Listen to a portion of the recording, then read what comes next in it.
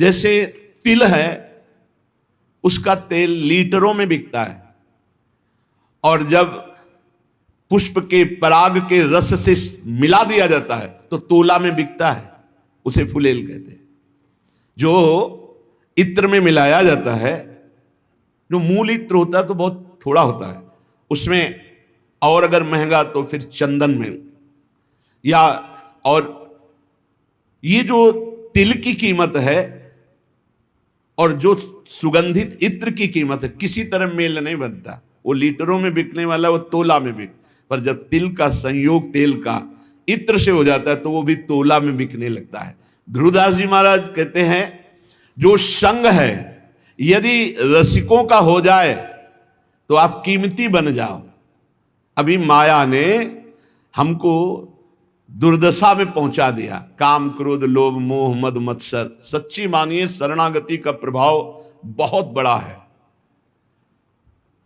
ये नौजवान यौवन अवस्था के बच्चे संपूर्ण मनोरंजन त्याग किए हुए, भोगों का त्याग किए हुए, स्वामी जी की अपार कृपा। देखा है भ्रमण के समय, देखा है सब, और यहां भी देख रहे हैं। 100 में 100 अभी दोपहर तक बदल जाए भगवान जाने। अभी 100 में 100 आज्ञा पर चल रहे, 1% जो धर्म विरुद्ध आचरण है वो नहीं। भजन की पूर्णता तो श्री जी की तरफ से होगी, वही करवाएंगी, लेकिन धर्म विरुद्ध छोटे छोटे बच्चे हैं जिनको केवल खेल खिलौनों से मतलब, वो ऐसे अकाउंट दिखाते हैं। इतने बड़े हैं, 60,000 राधा नाम जपा, और बढ़ाओ अगली बार 80,000 राधा नाम। इनकी क्या कोई महिमा जाने, अभी ठीक से चल नहीं पाते, 70-80 हजार राधा नाम जपे छोटे छोटे बच्चे। इनकी महिमा आगे जानते हो क्या प्रकाशित होगी? यही जगत को पावन करने वाले, चाहे गृहस्थ बन जाएं चाहे विरक्त बन जाएं, दोनों में ये जगत पावन करने वाले महात्मा होंगे। कहा न होई संत संग ते, देखो तिल अरु तेल, मोल तोल सब फिर गयो, पायो नाम फुलेल। इत्र की भांति तेल बिकने लगता है। संग का प्रभाव देखो, इत्र के संग से वो इत्र की तौल में बिकने लगता है। ऐसे ही अगर हमें संत संग मिल जाए तो पारस और संत में बड़ा अंतर है। पारस तो लोहे को छूकर सोना बना देती, पारस नहीं बना देती, लेकिन संत आप सरिस चाहे सब कीन्हा, अपने समान सबको बना देते हैं। जब सीधा वृंदावन का आश्रय मिलता है तो विशुद्ध संतों का संग होता है।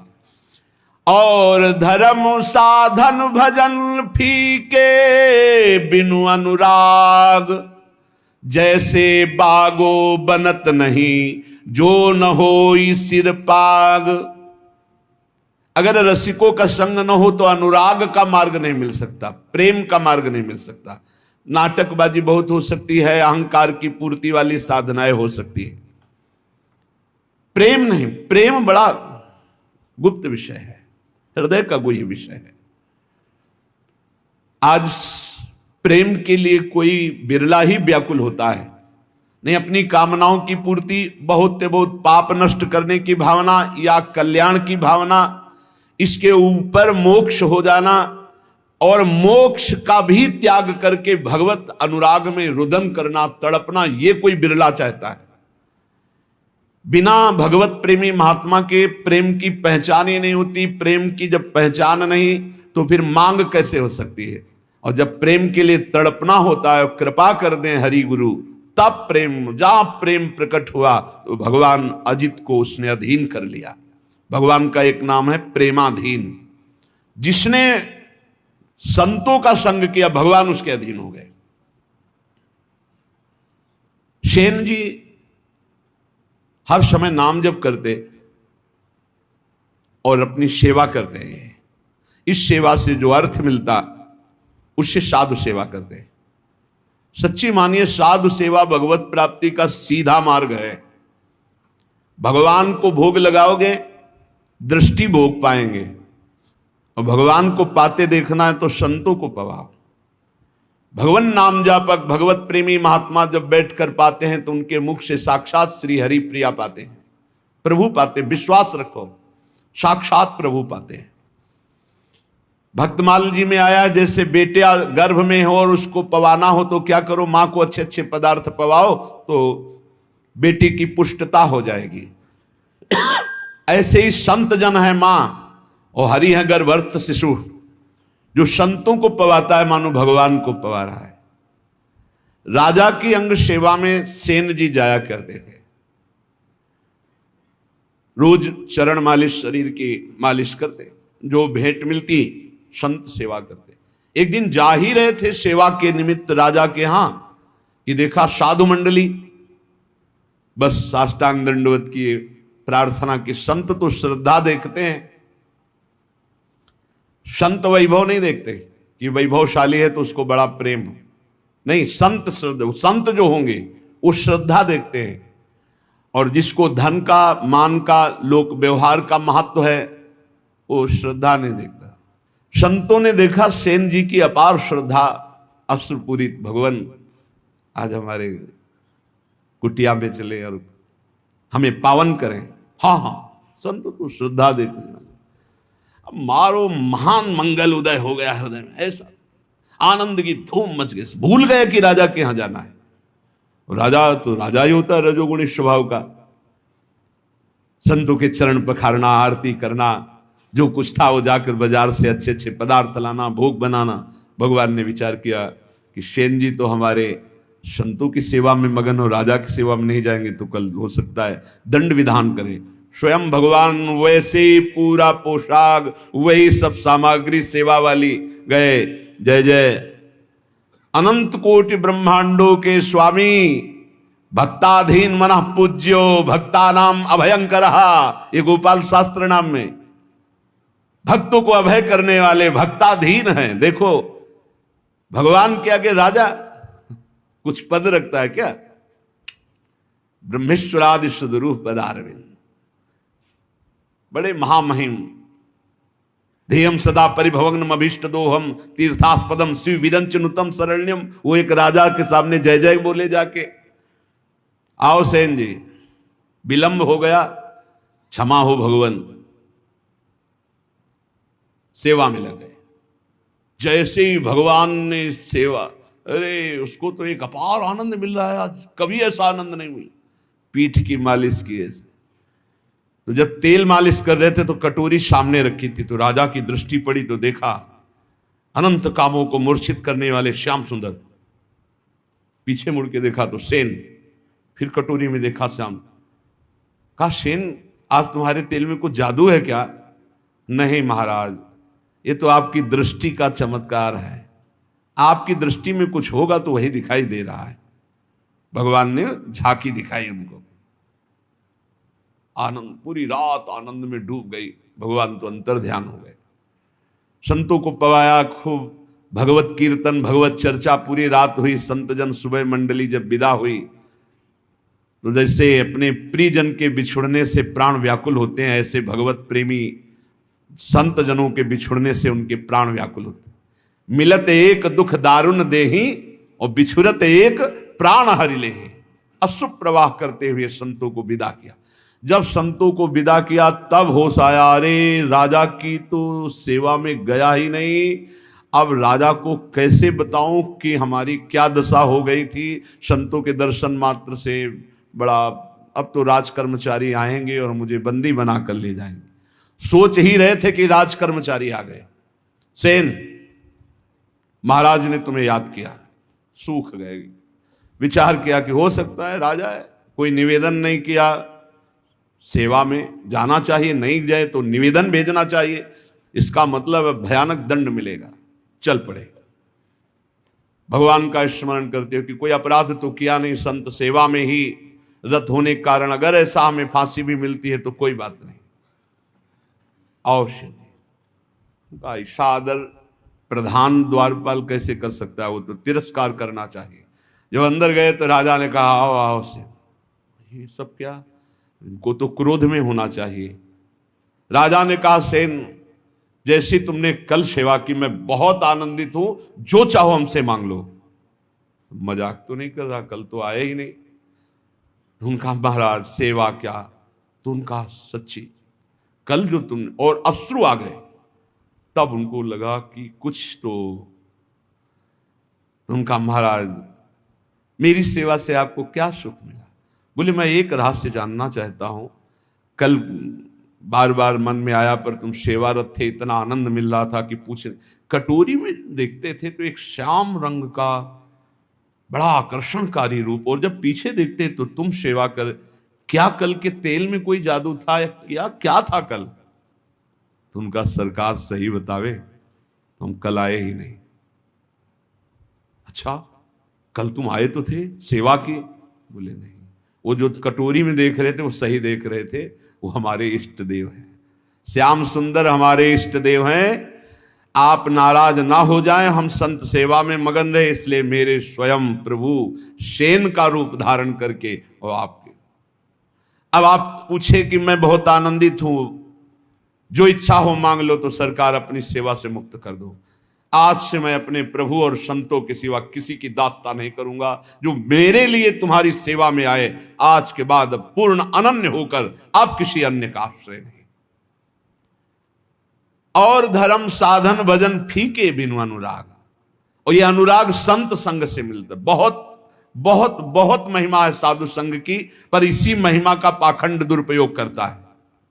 पाखंड इसी महिमा का दुरुपयोग करने लगा कि ऐसी महिमा है जिन संतों की, तो उसी का दुरुपयोग, जिनको साधुता का ज्ञान नहीं, जो भगवान का भजन नहीं करते, जो भगवान की प्राप्ति का लक्ष्य नहीं, वो लौकिक सुख सामग्री की चाह के लिए इस वेश का दुरुपयोग और निंदा कराने लगे। नहीं तो वास्तविक सत्य बात है, संत सेवा मात्र से अनुराग प्राप्त होता है। तात स्वर्ग अपवर्ग सुख धरी तुलाय कंग, तूलन ताह सकल मिली जो सुख लव सत्संग। क्षण मात्र के सत्संग से जीवन का परिवर्तन निश्चित है, जो स्वर्ग और पृथ्वी के भोग और मोक्ष सुख का भी तिरस्कार करवा दे, ऐसा अनुराग संत संग से प्राप्त होता है। जैसे नक्शिक सुंदर वेशभूषा हो और सिर पर पाग ना हो तो शोभा नहीं बनती, ऐसे सब साधन हो और प्रेम ना हो तो शोभा नहीं उन साधनों की। प्रेम बिना जो कछु करे सो नहीं लागे नीक, विविध भांति व्यंजन करो लोन बिना सब फीक। जैसे बढ़िया कढ़ी दाल सब्जी सब बने हो, इसके बाद नमक बिल्कुल न डालो, कैसा लगा? सब फीका। बोले ऐसे बढ़िया व्रत नियम संयम साधन सब चल रहे हैं, पर तुम्हें हरि अनुराग नहीं है, प्रभु से अपनापन नहीं, प्रेम नहीं, तो बोले सब व्यंजन जैसे नमक के बिना फीके लगे, ऐसे प्रेम के बिना सब साधन फीके। साधनों का स्वाद क्या है? अनुराग, प्रेम, प्रेम पूर्वक श्रवण, प्रेम पूर्वक कीर्तन, प्रेम पूर्वक दासत्व, अर्चन, बंधन, सख्य, आत्मसमर्पण। नवल किशोरी कुंवर की सहज ऐसी बानी, ताको संग न छाणही नेकु शरण गहे आनी। हमारी नवल किशोरी लाडली जू श्री श्यामा जू का सहज स्वभाव है, बाना है, विरध है कि कोई जबान से भी शरणागत होने लगे। तीन प्रकार की शरणागत होती है, एक वाणी की, एक मन की और एक शरीर की। अगर वाणी से भी शरणागत हो हमारे माई श्यामा जू का राज, मेरी महारानी श्री राधा रानी, मेरे प्राणनाथ श्री श्यामा, वाणी से शुरू कर दो तो नेकु, तीन में किसी एक की शरणागति भर हो जाए तो स्वामिनी जो संभाल लेती है, उसे कभी छोड़ती नहीं, वाणी की शरणागति से भी। देखो हम तो झूठ बोल रहे हैं कि आपके सिवा हमारा कोई नहीं, लेकिन वो सत्य है, वो सत्य मान लेते क्योंकि वो सत्य है। जैसे संतों का सहज स्वभाव होता है, आप कुछ भी बोलो सत्य मान लेंगे। उनको ऐसा लगता ही नहीं कि ये छल कर रहा है, कपट कर रहा है।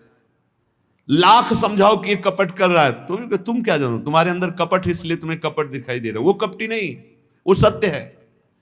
ऐसे ही हम कपट पूर्वक, नाटक पूर्वक अगर कह रहे हैं कि हे भगवान हम आपके हैं, हे प्यारी जो हम आपके हैं, वो मान लेते हैं, बड़े कृपालु हैं, बड़े कृपालु हैं। नवल किशोरी कुंवर की सहजे ऐसी बानी, ताको संग न छाणे नेकु शरण गहे आन। तत्काल परिवर्तन शुरू हो जाता है। जो बड़ी बड़ी साधना से परिवर्तन नहीं होता, वो श्री जी की शरणागति से हो जाता। मान लो हमने ऐसी ऐसी समस्याएं देखी जिनको ऐसे निपटाते हैं श्री जी कि हम तुम्हें कैसे बताएं। जीवन संघर्षमय होता है, ऐसे क्षण में परिवर्तन देखा है, परिवर्तन बड़ा आश्चर्य में परिवर्तन देखा। हर क्षण कैसा वो, बस केवल ऐसे हो जाओ, वो भी सच्चाई से ले। आप कहोगे सच्चाई से क्यों नहीं? शरीर को अपना मानना, सांसारिक संबंधों को अपना मानना, ये सब है। हम श्री जी से बोल दिए ऐसे ही कि आपके सिवा हमारा कोई नहीं। वो इतनी भोरी, इतनी करुणामयी की मान गई और उन्होंने संभाल लिया। और कहीं कोई सच्चाई से श्री जी का अनन्य हो, फिर उसको क्या कहना? रसिक अनन्य की महिमा को क्या कहना है? बोले प्रीतम हूं के प्रणय है, प्रीति के बस हुए जाहि, कोटि धर्म किन करो को तिन तन चितवत नाही। आश्चर्य में सब बातें जीवन में देख रहा हूं, आश्चर्य में सब आश्चर्य, सर्वाश्चर्य। प्रारब्ध अपना जोर कसता है और कृपा अपना जोर कसती। क्षण क्षण में प्रारब्ध टांग मारता है गिराने के लिए, और क्षण क्षण में नवीन लाठी बनकर के कृपा, ये फेंक, ये पकड़, देख अब नहीं गिरा पाएगा, अब नहीं गिरा पाएगा, आगे बढ़ाते चले जाते। कैसे तुम्हें बताएं? अगर श्री जी के वचन के भी शरणागत हो जाओ तो निर्वाह करते हो। बोले प्रीतम हूं के मन यह है, प्रीति के बस हो जाए। केवल अपनापन प्रभु को चाहे, केवल अपनापन। कोटि धर्म किन करो को तिन तन चितवत नाय। खूब बड़ी तपस्या ये वो सब प्रभु ये नहीं देखते, अपनापन देखते हैं। आप अपनापन कितना माने हुए? अपनापन करने में कोई पैसा लगता है क्या? अपनापन करने में आपके कोई सद्गुण की बात की जा रही क्या? हम जैसे हैं हे प्रभु आपके हैं, तो ही मोहि नाते अनेक मानिए जो भाई। ये क्या चला जाता है इस बात से? सब कुछ तुम्हारा ही रहेगा, तुम्हारा ही तुमको पूर्ण सुरक्षा पूर्वक भोगने को मिलेगा, लेकिन सुरक्षा लग जाएगी सरकारी, भागवतिक सुरक्षा। केवल इतना होने पर हे नाथ मैं आपका हूं। संकटों से, विपत्तियों से, नाना प्रकार के दुखों से आप क्लेशित हो रहे हो, आप भगवान की शरण में हो जाओ। शरणागत अभय हो जाता है, शरणागत निशोक हो जाता है, निश्चिंत हो जाता है। जब तक शरणागति परिपक्व नहीं हो रही तब तक आपको अनुभव नहीं हो रहा। नहीं, सत्य कहते हैं, ऐसा लगता है हर समय वो गोद में लिए हुए बैठे। हर समस्या का समाधान ऐसे होता है प्रभु की कृपा से। आप कहोगे आप भगवत मार्ग के पथिक हो, इसलिए भगवान केवल संबंध निर्वाह करते हैं। दुर्वासा जी विरक्त महापुरुष है, अम्बरीश जी गृहस्थ महापुरुष है। आप विचार करके देख, भगवान की दृष्टि केवल अपनेपन पे रहती है, उनकी तपस्या पे, उनकी भगवान पे है। क्या आप अपनी दृष्टि भगवान पर नहीं कर सकते? मेरे प्रभु, मेरे श्री कृष्ण, मेरे हरि, मेरे राम, मेरे शिव, जो नाम रूप लो वही है, दूसरा तत्व नहीं है। एक ही परम तत्व, अम्बा बोलो, शिव बोलो, राम बोलो, कृष्ण बोलो, गणेश बोलो, सब वही तत्व हैं। लीला के लिए छोटा बड़ा ये सब, लीला में जब एक ही समान नाटक नहीं होता। नाटक में आनंद तब आता है जब एक सेवक बने, एक स्वामी बने, ऐसे ऐसे पूरा नाटक तभी तैयार। तो इस नाटक मंच पर एक ही परम तत्व अपने आप को विविध रूपों में करके खेल रहा है।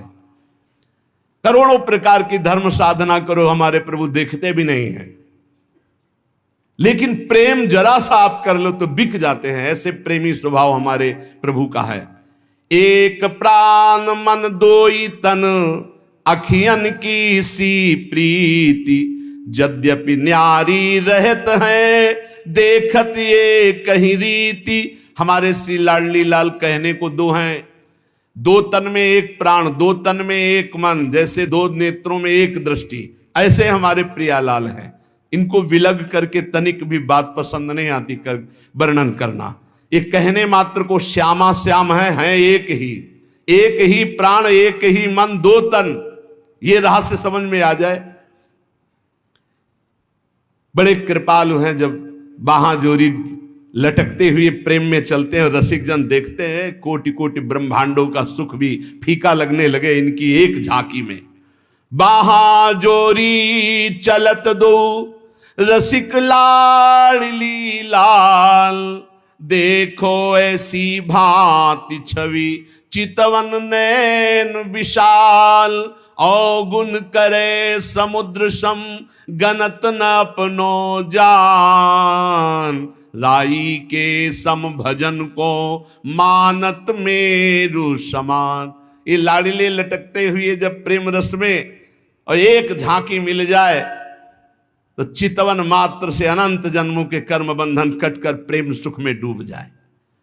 श्री जी की शरणागति में एक सबसे बड़ी महिमा की बात है कि अगर चूक पे चूक होती चली जाए, समुद्र के समान अपराध बन जाए, तो श्री जी हमारा शरणागत है ऐसा जानकर मानती नहीं कि अपराध किया है।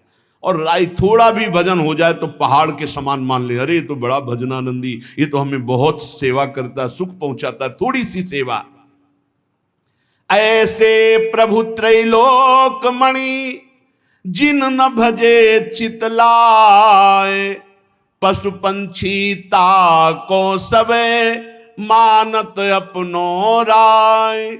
ऐसे स्वामिनी जी को, ऐसे लालजू का जो भजन नहीं करते, वो पशु पंछी से भी गिरे हुए हैं, क्योंकि वो ऊपर उठ रहे हैं, तुम नीचे गिर रहे हो। वो अपने कर्म का भोग करके ऊपर उठ रहे हैं मानव यौन की तरफ, तुम मानव यौन से नीचे गिर रहे हो। इसलिए मनुष्य जीवन का परम लाभ भगवत प्रेम है।